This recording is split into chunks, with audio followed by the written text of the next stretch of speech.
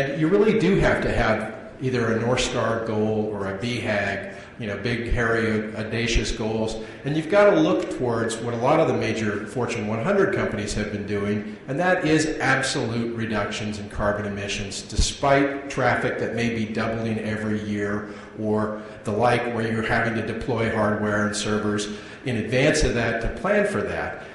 Huge challenges for the network, for the engineering crowd, and for the business units in order to attack those goals. And what we've seen is companies more and more trying to embrace that, or at least looking at that as something they will have to consider. In particular, the EPA Climate Savers program, I don't know if folks talked about that earlier, but it's a great example where, again, it's based on absolute carbon emissions now. It's no longer on an intensity basis. So I think I throw that out there because I think that will be a substantial challenge for all of you in this room in terms of looking at absolute carbon reductions. The other, I think, key challenge for folks is boards of directors and senior level executives have gotten more focused on carbon emissions, greenhouse gases, and sustainability writ large, that the accountability is going to continue to fall to the IT sector and to the CIOs in order to manage this process. And it's not just about cost savings, but it's actually about greenhouse gas reductions in the absolute sense. So I think that is something that everyone needs to be conscious of and realize that that is coming down the track. In terms of just what we focus on and what we advise, some of the key things that I've got in my notes here are really the first stage, which is integrating asset management capabilities, really to the level of what you might do on the security side with IT. And I think that's first and foremost, from a messaging standpoint that we talk to folks about, is you really have to take that level of dedication, interest, and goal setting and objectives for the company in terms of how you manage carbon within the overall company and how you use IT in order to implement that.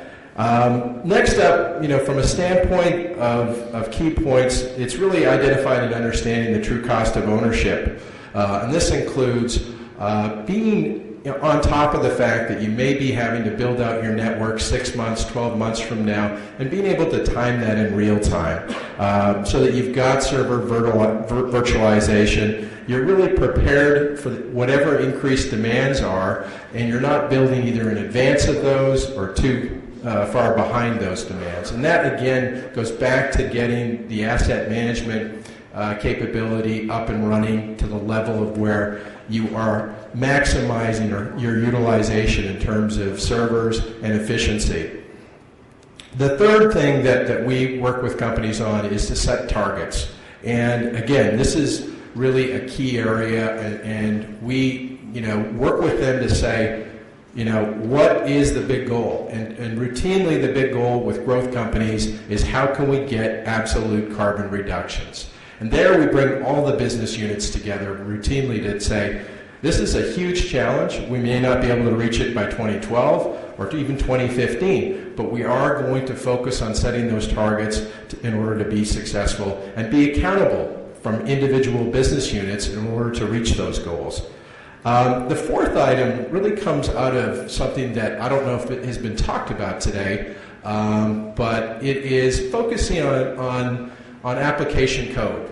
And I don't know if anyone's talked about that, but that is something that, from a standpoint of where we talk to companies and where we've had great success to date working with companies, how do you make code more efficient? This used to be a big deal 10, 15, 20 years ago from what I've been told, and it's pretty much routinely dismissed or never really discussed today to the level that it should. And where we've had great success with our clients and where they've really been innovative in terms of increasing efficiency is by saying, frankly, we're not going to go buy better, more expensive hardware in order to meet whatever upcoming needs we have, but instead we're going to take a look at application code, and we're actually going to look for efficiencies in code and really try to optimize that. Akamai alone last year managed to increase their code efficiency by 30%. We also focused on a different metric for them, which was something we called network carbon efficiency.